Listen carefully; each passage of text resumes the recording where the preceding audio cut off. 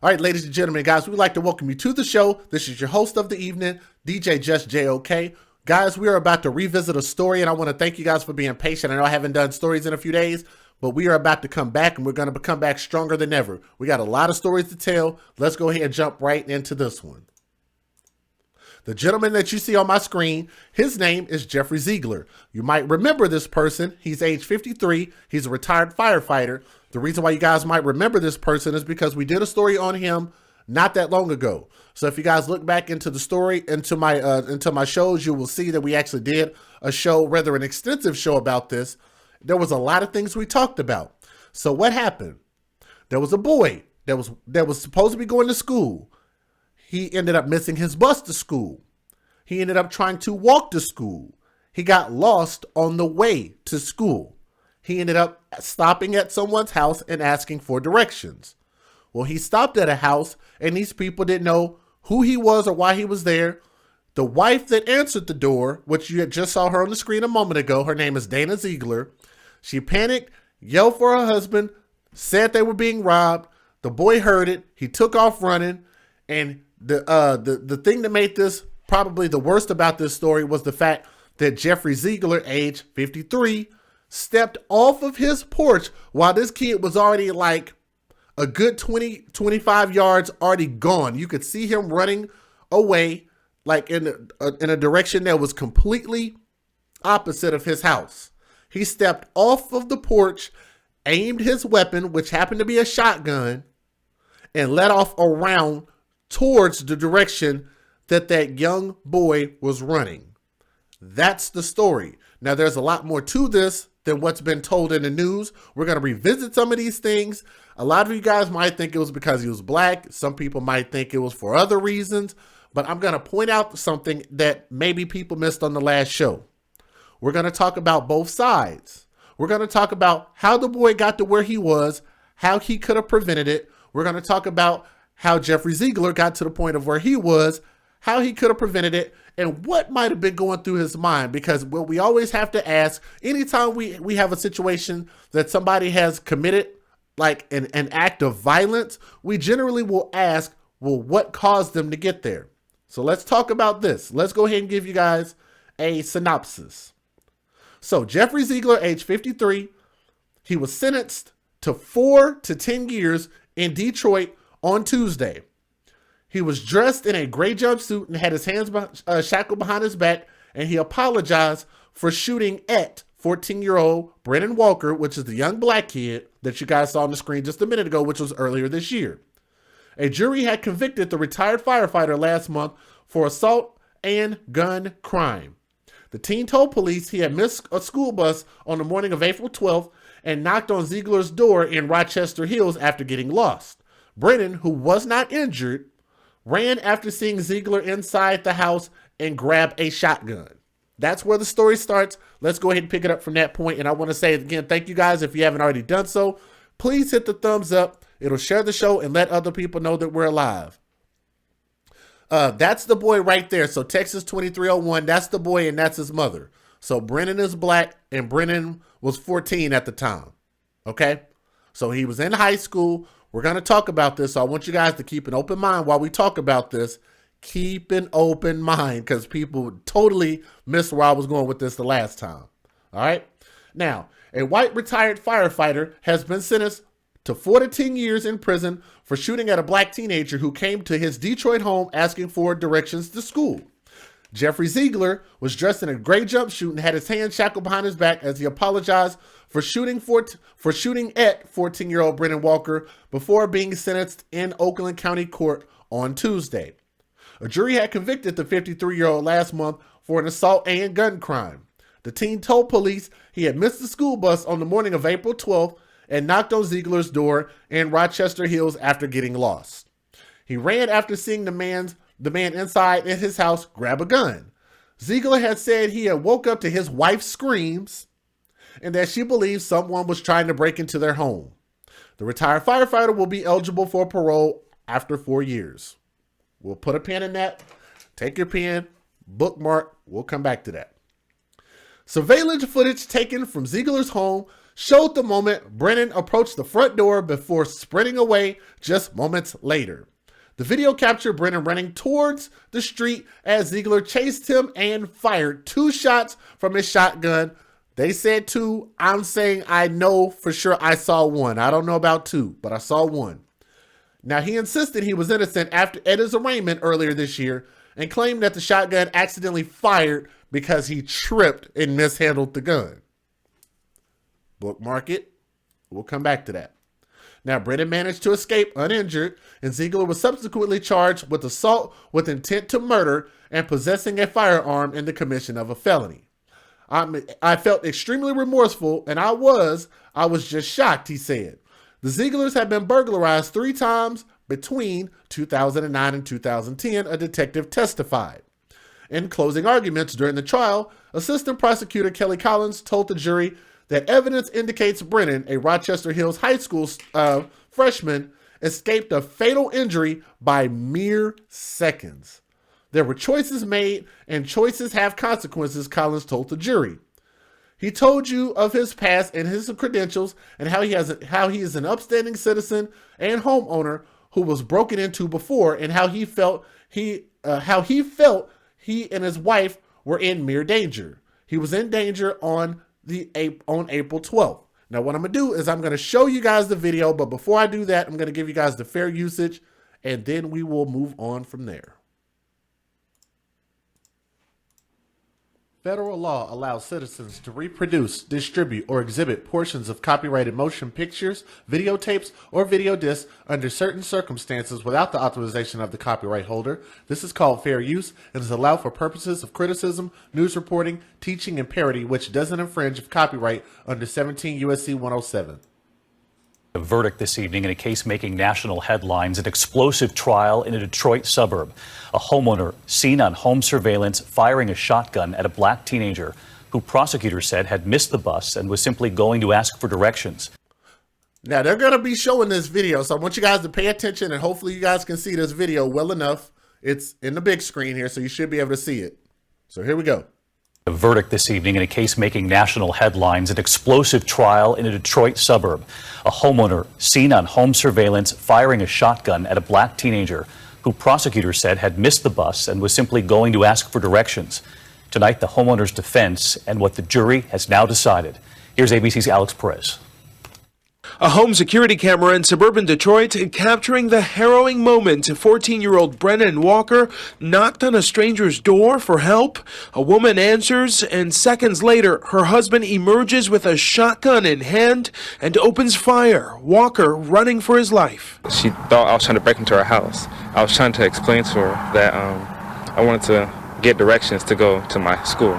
Prosecutors say homeowner Jeffrey Zeigler intended to kill Walker. We, the jury, find Mr. Zeigler guilty. A Michigan jury today convicting him of assault. The teen had missed the bus that day and was lost. I saw a black person standing at my door, and I screamed at him, and I asked him what he was doing there. He tells me that he is going to school. Zeigler's wife says he was opening the screen door. Her husband says he never meant to aim at Walker. I wanted it to fire more up in the air, more towards my shoulder, and I didn't get that chance to, like I said, because it was slippery and I didn't have a good grip on the gun. Prosecutors argue Zeigler acted deliberately. If he didn't intend to hunt him, he would have stayed in his house. He would have waited for the deputies. And Alex Perez with us live tonight. And Alex, that homeowner is now facing the possibility of prison time? No, he's not facing the possibility of prison time. He is going to do prison time. All right. Now, I'm going to tell you guys, this is where it gets convoluted because what I'm going to do, and for anybody that can't take the heat, for anybody that can't take honest criticism, for anybody that can't take some of the things that we're going to say here, which are going to sound a bit harsh in nature, then I'm going to ask you guys to just leave the video now because I'm going to say some things that are not going to sit well with your sensibilities. Okay? So that's your precursor. That's your warning. So for everybody else, I'm assuming that you guys are here to listen to my message and to listen to my commentary on this story. Because what we're doing is we're revisiting this But now he's actually been sentenced and been given an actual sentence, which is 4 to 10 years. So if he got sentenced to the maximum 10 years, he would have only done 80% of that time. It sounds like he's going to be eligible for parole by 4 years.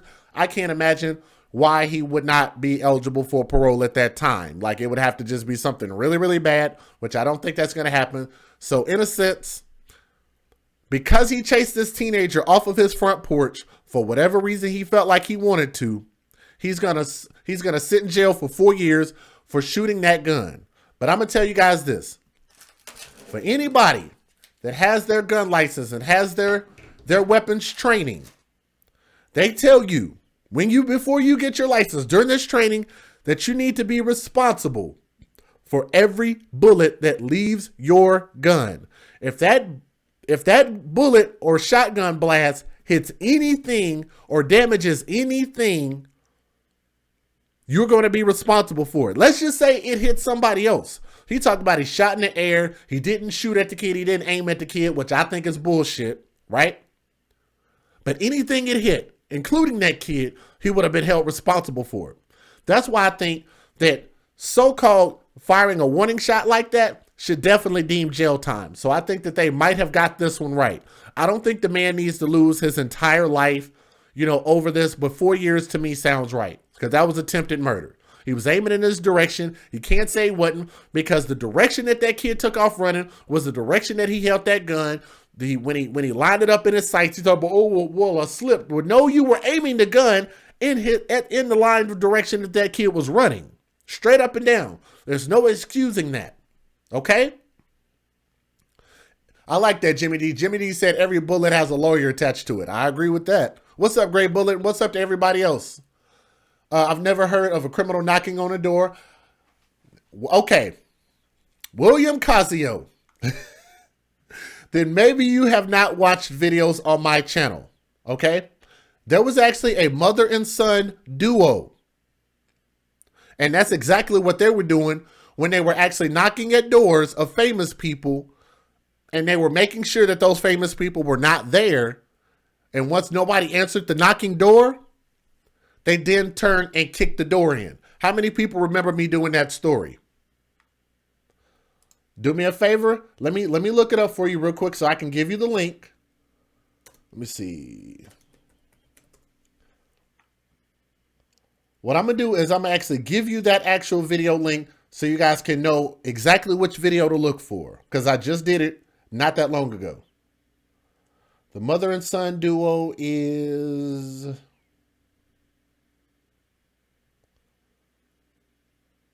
did a lot of videos about stealing. Let me see.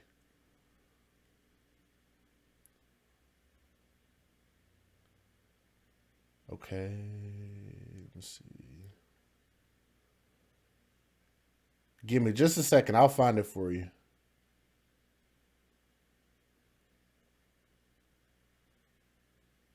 Here it is. Okay. The video is titled Mother and Son Duo Arrested for Burglarizing Celebrity Homes of Rihanna, Yasiel Puig, Matt Damon, LeBron James. So here we go. What I'm going to do is I'm going to copy this link for you. And guys, let me see. Okay, yes, very good. Those are the ones you block in timeout. Thank you very much. Good job. So William, you say you never heard of it? Watch that video and now you've heard of it. Simple. What did he say? He said, where's it at? You said it. They do so to feel if there are people there, they aren't knocking to commit a... Okay, like I said, William, when you get a chance, watch that video. It speaks for itself, but this is something that happens all the time. I've had it happen to me. I know people that have done it. This is, I'm telling you what I know. I'm not telling you what I think. I'm not telling you what I speculate. I'm telling you what is a fact. I know criminals. That's my field of expertise. So just take it from me. Don't question what I say when it comes to that. When it's something that I know. Like Tommy says, if there's something that's a fact, don't question facts. That's not a smart thing to do. Because we have statistics that can back that up. Plus, I'm telling you from personal experience, from knowing hundreds of criminals, this is what they do. Let's move on. Go ahead and get you guys the next video here, and we're going to talk some more about this, okay? Let me see. He overreacted. Yes, he absolutely did overreact. Just presenting the gun would neutralize any threat. I agree. But you still have to also think about the fact that when you present a gun, you are now also putting yourself in more danger if you don't have any intention of using that. Don't pull a gun unless you intend to use it.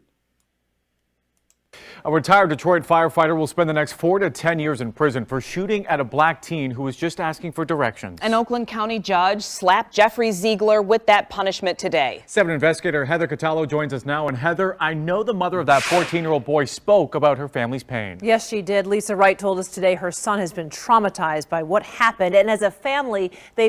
See, the cool thing, William, you do a lot of typing in the chat, brother, and I'm not against you. But this is the thing. We have video evidence of all of this stuff. That's why I say, man, look, this is our second time revisiting this story.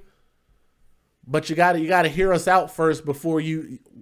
It's like I don't want to stop you guys from talking, but there are things that we already know. We know that he did not reach out and open the screen door and attempt to walk inside the house. That didn't happen because we have video evidence of that, and I'm going to show you guys that. Just got to be patient. Let's get there. If you haven't already seen the story, we're going to get there. They barely go out anymore because this shooting has been so damaging to their trust. Of course I wanted more. Of course I felt like, he tried to murder my son. Lisa Wright was hoping that Jeffrey Zeigler would get an even tougher prison sentence for shooting at her 14-year-old son, Brennan. Brennan told police he stopped at Zeigler's Rochester Hills home to ask for directions to his school after he missed the bus. Zeigler had said in the past his wife thought the teen was trying to break into their home, so he fired a warning shot. But the jury saw it differently. Last month. And whenever you get your gun training, they tell you there is no such thing as a warning shot. Can't do that. No warning shots. But the jury saw it differently. Last month, they convicted the 53-year-old retired Detroit firefighter of assault with intent to murder and felony firearm. Shooting at a teenager leaving your premises has consequences. Today, Oakland County Circuit Court Judge Wendy Potts sentenced Zeigler to 4 to 10 years in prison. You do a lot of soul searching. So I do apologize for my actions. I am full of remorse and regret. And I wish I could change something, but we can't go back in time. This wasn't Zeigler's first run-in with guns. He took a plea deal back in 2004 for discharging a weapon during a road rage case. If there was a... And that's not a good thing. He took a plea deal, which I did not know, for a road rage incident where he produced the gun at that point too. That's interesting. A button that I could press for me to... And again, this is the mom. The mom's name, I have her name here. Her name is Lisa Wright. That's the mom. That's the mom. Hashtag, where are the fathers? Pick what color I could be. Just so I wouldn't have to deal with this type of stuff, I would have to be your color so I could survive. That's not fair. Zeigler never... What did she just say? Oh my God. Come on now. Lisa Wright, I want y'all to listen to what she had to say again. Listen to this again. A road rage case. If there was a button that I could press for me to pick what color I could be, just so I wouldn't have to deal with this type of stuff, I would have to be your color so I could survive. What? What? Are you guys hearing this? What? She said, if I could pick a color. If I could pick a color, I would choose to be white so this type of thing wouldn't happen. First of all, woo. How much is wrong with what she just said? A whole lot. But let's just talk about just this one, just this one thing. Okay? The fact that this is something that black women don't go through with at all. Black women are not the ones being shot down out here in the street by each other, not by police officers, not by anybody, not by bar owners, by no one. This is not something that is an ongoing issue for black women. That's not happening. What she's talking about is she's saying if she was in her son's shoes, then maybe you might somewhat have a point. But again, what we're talking about is the mentality. So let's talk about this mentality a little bit. Did we not talk about a lot of the dumb decisions that our young men make because they do not have value in themselves? Advocate for children first. They don't value themselves, and they don't make rational, logical decisions because they make more emotional decisions because they are raised by the emotional ones, which are the mothers. In this case, Lisa Wright is a single mother taking care of Brennan. Now, why am I bringing that up as an example? Okay? The reason why I talk about that is because what a father would teach you is a father would teach you responsibility. And a responsible father would make sure that when you know that you're supposed to get up and be prepared for school, that you get up and you get to school and you get to your school bus on time. Another dynamic that also would prevent this from happening is the fact that if you had a two-parent household instead of a single-parent household, then maybe one of those parents would have been available to take him to school after he missed the bus. One of those schedules generally would offset unless they worked the exact same hours, had to be at work at the exact same time, which in most married situations is usually not the case. The schedules are usually will have some type of differential in there somewhere. One goes into work before the other one does. Okay? So that means that one of the parents might have been able to take him to school. Second, another point is the fact that if he had a cell phone, which I'm assuming nowadays because they have so many quote unquote government programs, why would I say that? Because they live in a poverty-stricken community. Okay? So I'm assuming that they get some type of government assistance because it's easy for single mothers to do so. It's very easy for them to get that, plus child support and any other support, they get it. So there's a good likelihood that the young man has a cell phone. If he has a cell phone, why wouldn't his first instinct to call his mother and tell her he missed the bus, he needs a ride? Why didn't this occur? If he has a smartphone, which smartphones are probably the most prevalent things that you could own now, smartphones have what on them? GPS. Why can't you use GPS to map your way to school?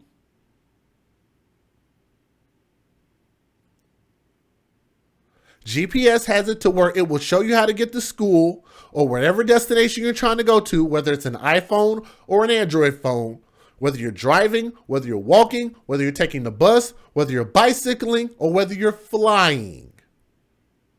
It shows all the different multiple ways to get to your destination from point A to point B, and it is very precise and it is very accurate. Okay? Point number 4, which is one thing that we spent a whole lot of time talking about.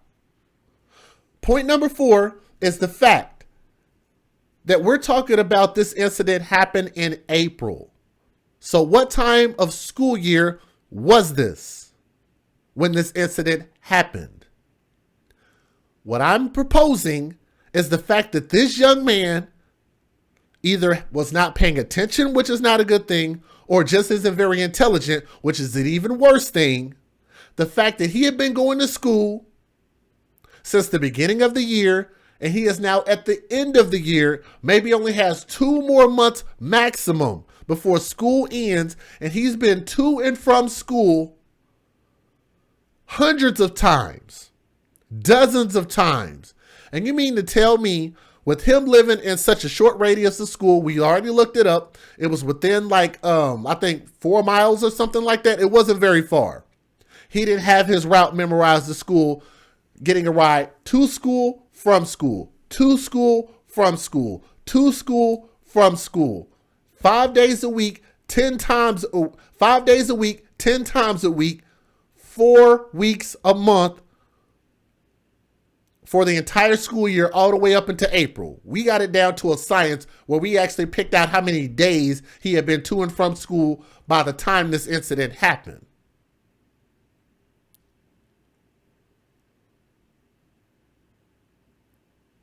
I know elementary school kids that if you take them to a place to and from that often, they could visually know where you're supposed to turn and where you're supposed to go. This is a freshman in high school. 1 year before most kids start learning to drive on their own. And best believe if they start to drive on their own, they better know how to get around the city, let alone for 4 miles. Such a small amount of area, a small amount of land that you have to cover from home to school every day of the week.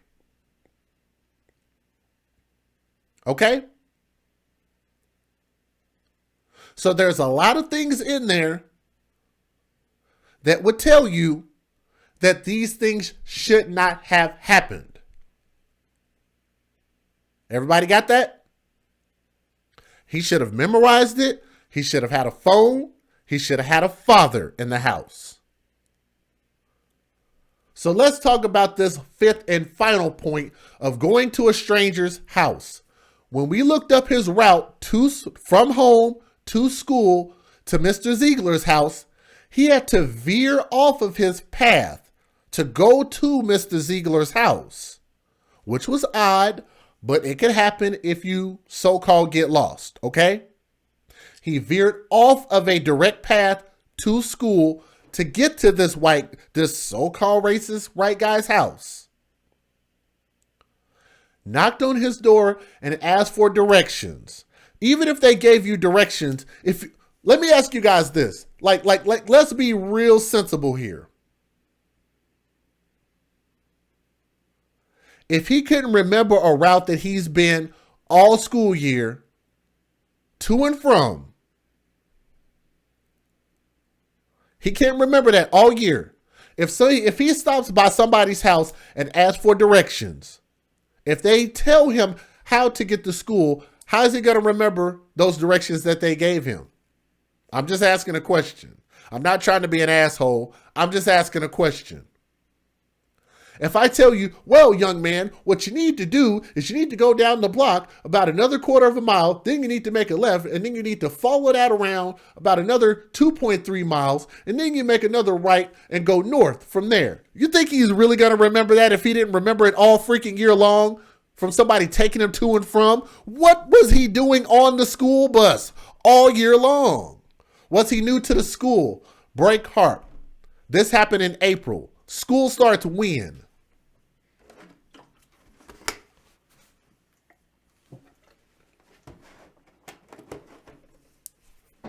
Think about that. You said, was he new to the school? How new to this school was he if he'd been going to this school since the beginning of the year?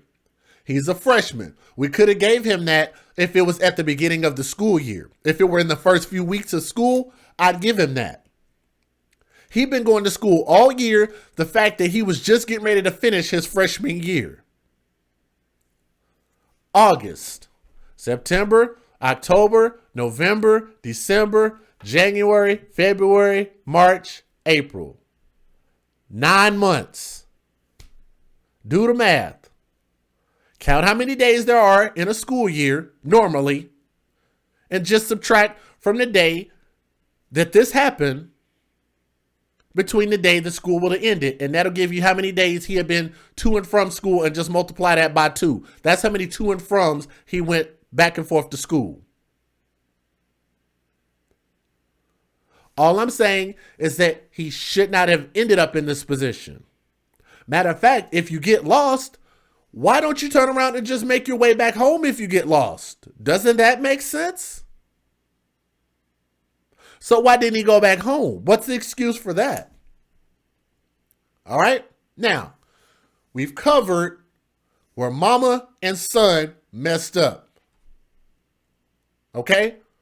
We've covered that part.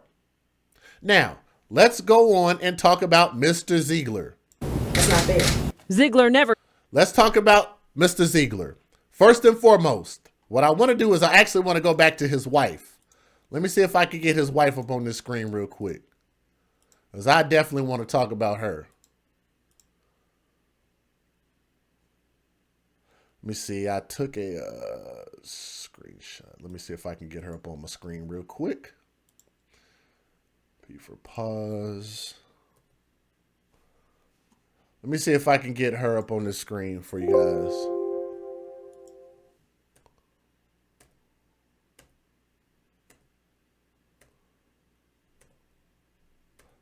You know what? I know exactly where it is.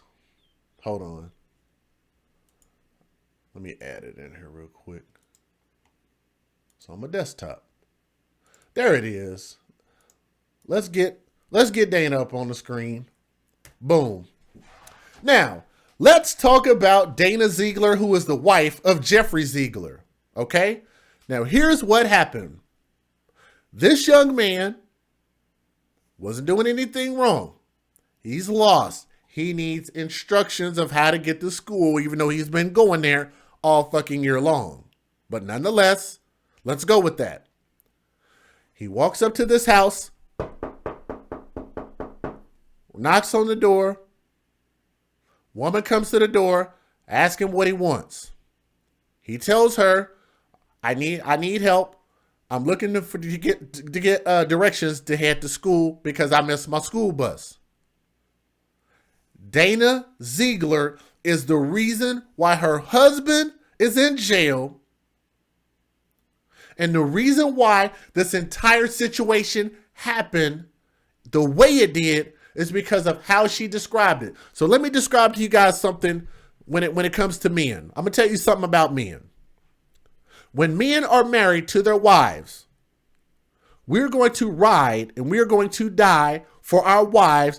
Whether we are right or wrong, we're going to trust that our wife is telling us true and factual information, knowing the fact that this is my life partner, this is my legal partner, this is a person that I wake up to and sleep in bed with and do chores with and live my day-to-day life with every single day. When this person tells me they have a problem, then damn it, we have a problem.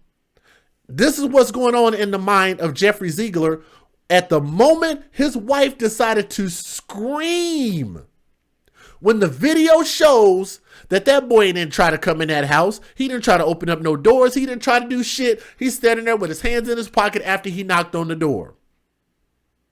He didn't try to attempt to get in that house. And I'm going to tell you guys this. You can't judge a book by its cover, even this little nerdy looking little boy. You can't. Why? Because we know a lot of criminals fit that profile. Tall, black, dark, hoodie, should have been in school.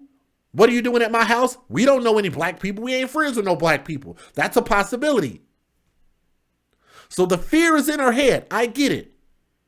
But what would possess her, knowing the fact that the video proves that he did not do anything except knock on the door, for her to scream and say, somebody's breaking in our house? Well, let's think about this for a moment, Dana Zeigler. Maybe you'll see this video. Maybe somebody will send you the video that I did before and this one. Okay? So let's talk about this. The fact that he is still on the front porch the entire time. Video evidence shows that. He did not walk across the threshold of your house of the opening of your door. Video evidence proves that. And if you know your husband the way that you should know your husband, that if you scream and holler that someone is actually breaking into your house, what is your husband going to do? So that means that you knew beforehand, especially knowing that your husband had a road rage incident already where he produced a gun. Supposedly, you guys' house had already been broken into. If your house was already broken into, then you know that if you scream like this, he's already going to be on edge. What you're claiming happened did not happen. That's a lie. That is why your husband is in jail, because you lied, because you have a fear of black people, period. You guys can call it racism. I just say it's a healthy fear of black men. Right? Hold on, let me, I hear something going on in the background. Hold on just a second, guys. I need to pause something real quick. Hold on just a moment. Because I got something playing on my other computer. Hold on. Got to use one of my special apps so I don't have to get up. There we go. Boom. Just like that. I don't know why I waited so late to start playing audio from the other room. That's kind of weird. But nonetheless, so let's talk about this even more. Mr. Zeigler, Mr. Man that's already been in some trouble for producing a gun in the middle of a road rage incident. Mr. claiming that your house has been broken into twice, which is something that can be proved. And if that was the case, then fine, we get it. You approach the door with your weapon. As a law-abiding citizen that believes in the Second Amendment rights, I get you, bro. Jeffrey, I get you. When people that I'm not expecting at my door come knocking and ringing on my door, me and my buddy go with me. I get it. I get it, Jeffrey. But what I don't do when it's somebody at my door that I don't know, even if it is my own kind, which we know that my kind that has my skin hue tends to do a lot of dumb shit. I get it, bro. But just because somebody knocks on my door unwarranted doesn't mean that I take my gun, I aim my gun, and then fire my gun to let those people know, well, you better not come back over here again trying whatever it is that you thought you was going to try. You can't do it. You legally can't do it. You morally can't do that. There is no such thing as a warning shot. You can't do it.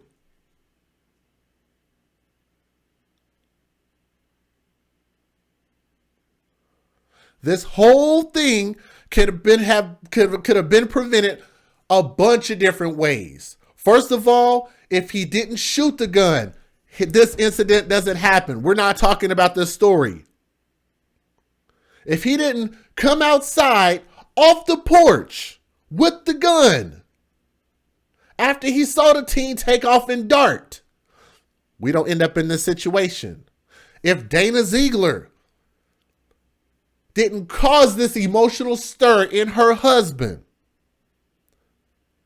if she didn't rile her husband up by saying the worst shit ever, there's a black man, and she did say man, she didn't say boy, she said a black man trying to break in our house.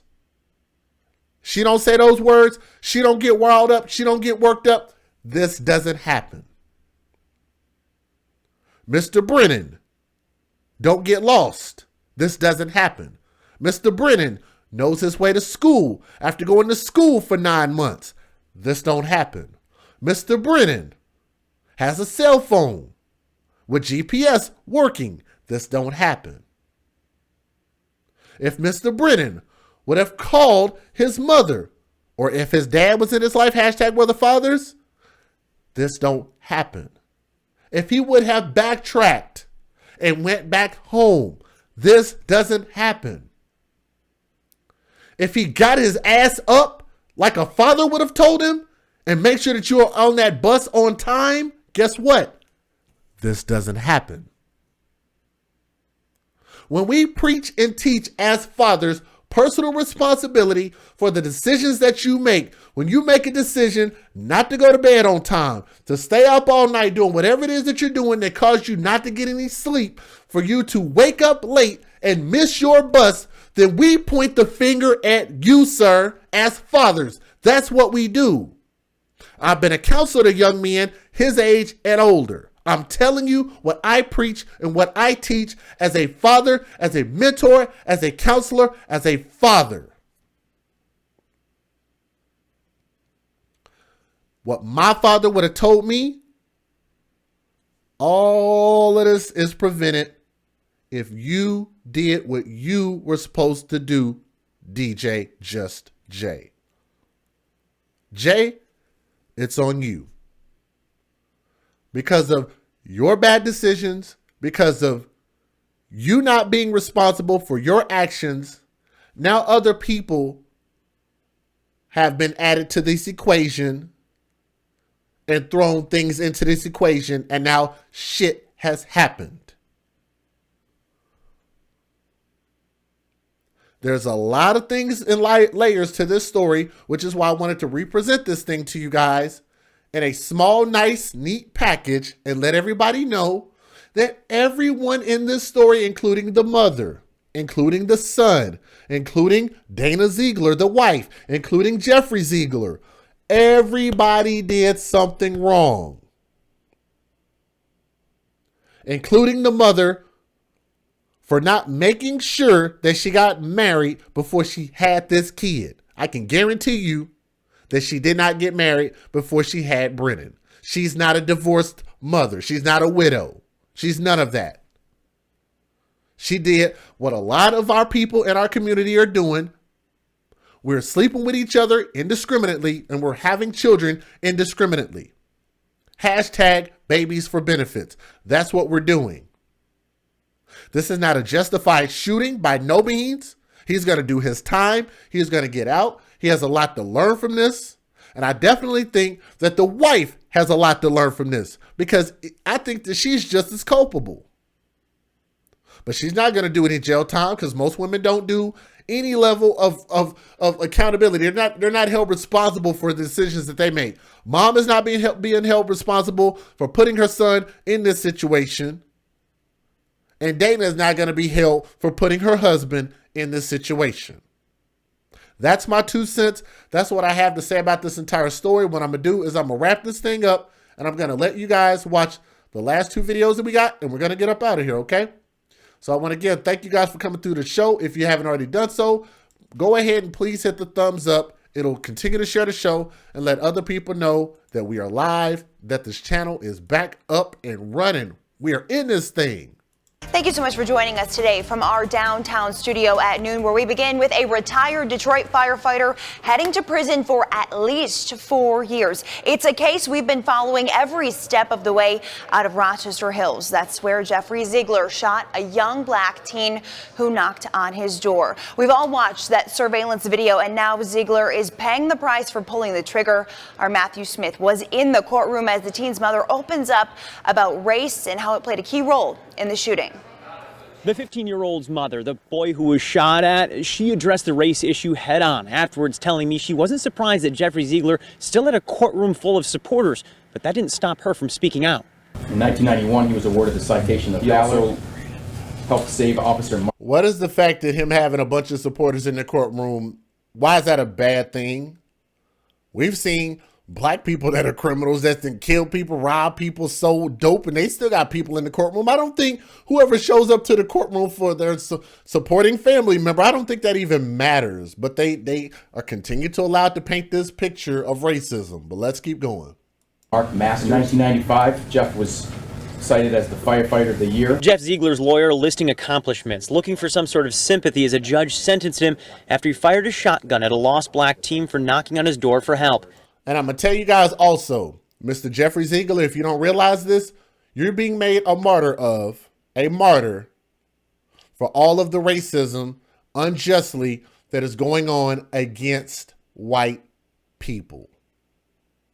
He's being made a martyr of. If this judge didn't sentence him to any time, it would have been some outrage. Black Lives Matter would have showed up. It would have been all kind of bullshit, right? But that's why he's getting time. That's truly why he's getting time. The act caught on Zeigler's security camera. In defense, his team says he was startled, dazed, and wasn't gunning for the then 14-year-old who was running away from him. In court, Zeigler's family was hoping for probation. Brendan Walker's mother cut right to the chase. I don't think he should have got probation because, like I said, that's a shotgun. That thing sprays. It hits anything and everything. But I'm telling you, that's the main reason. There are other factors, but he is absolutely a martyr. She thinks race played a factor, and she wanted prison time for the man who shot at her son. If there was a button that I could press for me to pick what color I could be, just so I wouldn't have to deal with this type of stuff, I would have to be your color so I could survive. And I'm gonna tell you how stupid her mama is. Her mama's not even defending her son. Her mama is defending her own self, which is why I think that these chicks are just lost. I really do. So think about this. If the mom says she could press a button, she says she wished she was white so she can have to deal with this. But if she had sex with a black man, then still, what does that make her son? How dumb is that? Quite dumb. Let's keep going. That's not fair. Zeigler, the former firefighter, was given a chance to speak but declined to discuss whether race played a factor. You do a lot of soul searching. So I do apologize for my actions. I am full of remorse and regret.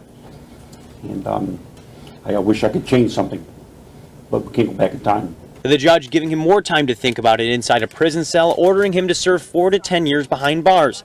For Lisa Wright, knowing Zeigler is locked up was good, but it doesn't change why she feels her son was shot at. We have a plan for everything else, but we never set a plan for, if somebody tries to kill you, this is what you do. You know what? You know what?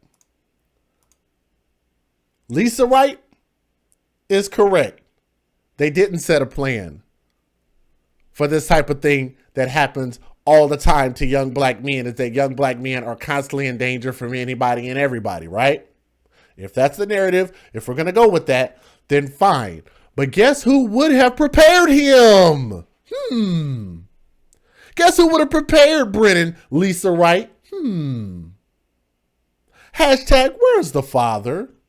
Where's the father at? Can we get a hashtag, where's the father, before we wrap this thing up? I don't know what to tell other people, I don't know. We moved to Rochester Hills to be in a better area, to be in a safer place. And then when you're in that safe place and in that safe place doesn't want you there, like, I don't really know how to process that. What deems a safe place? I would love her definition of that. Just because they're white? Possibly. Here's the video, and we're going to go ahead and get up out of here.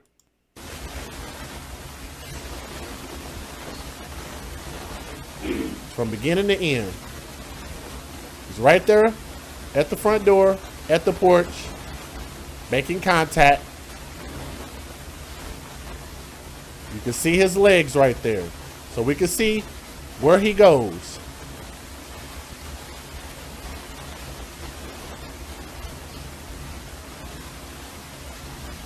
Legs are still in the same position where he was before. He backs up. He's going to take another step back. Backs up. Here comes husband.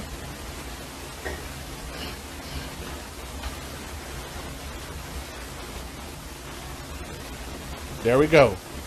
And he took off. Bam. In his... Jeffrey tried to kill that dude.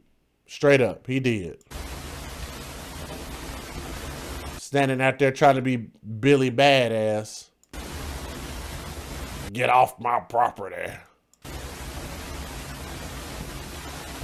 Man, this ain't the 40s and 50s, man. You can't do shit like that, bro. Get off